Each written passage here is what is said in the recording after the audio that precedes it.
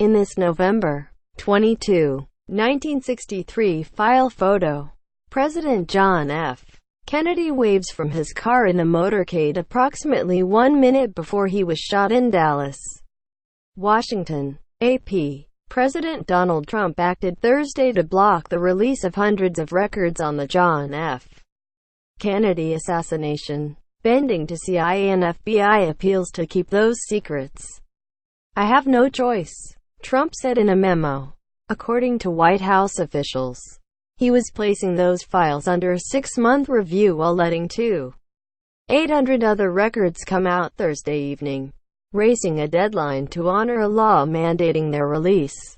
Officials say Trump will impress upon federal agencies that JFK files should stay secret after the 6-month review, only in the rarest cases.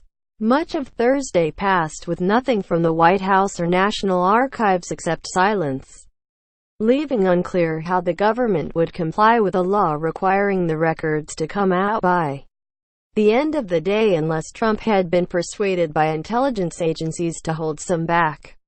White House officials said the FBI and CIA made the most requests within the government to withhold some information. No blockbusters had been expected in the last trove of secret files regarding Kennedy's assassination. November 22, 1963, given a statement months ago by the archives that it assumed the records, then under preparation, would be tangential to what's known about the killing. But for historians, it's a chance to answer lingering questions, put some unfounded conspiracy theories to rest, perhaps give life to other theories or none of that. If the material adds little to the record, researchers were frustrated by the uncertainty that surrounded the release for much of the day. The government has had 25 years with a known end date to prepare #Jake files for release. University of Virginia historian Larry Sabato tweeted in the afternoon, "Deadline is here." Chaos. Asked what he meant, Sabato emailed to say, "Contradictory signals were given all day. Trump's tweets led us to believe that disclosure was ready to go. Everybody outside government was ready to move quickly. Trump had been a bit coy about the scheduled release on the eve of it, tweeting, 'The long-anticipated release of the #Jake files will take place tomorrow.' So interesting. Experts say the publication of the last trove of evidence could help allay suspicions of a conspiracy, at least for some. As long as the government is withholding documents like these, it's going to fuel suspicion that there's a smoking gun out there about the Kennedy assassination," said Patrick Maney, a presidential historian at Boston College. The collection includes more than 300 records comprising hundreds of thousands of pages that have never been seen by the public. About 30,000 documents were released previously with redactions. Experts said intelligence agencies pushed Trump to keep some of the remaining materials secret. The CIA didn't comment on that.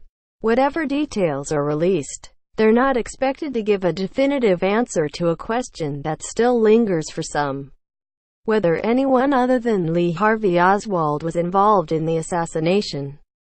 The Warren Commission in 1964 reported that Oswald had been the lone gunman, and another congressional probe in 1979 found no evidence to support the theory that the CIA had been involved. But other interpretations, some more creative than others, have persisted. The 1992 law mandating release of the JFK documents states that all the files shall be publicly disclosed in full within 25 years. That means by Thursday, unless the president certifies that continued postponement is made necessary by an identifiable harm to the military defense, intelligence operations, law enforcement, or conduct of foreign relations.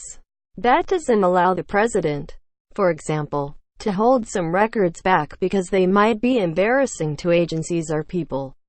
In any release of this size, there always are embarrassing details, said Douglas Brinkley, a professor at Rice University. The law does not specify penalties for noncompliance. saying only that House and Senate committees are responsible for oversight of the collection. Associated Press writers Alana Durkin Richer in Boston and Calvin Woodward in Washington contributed to this report.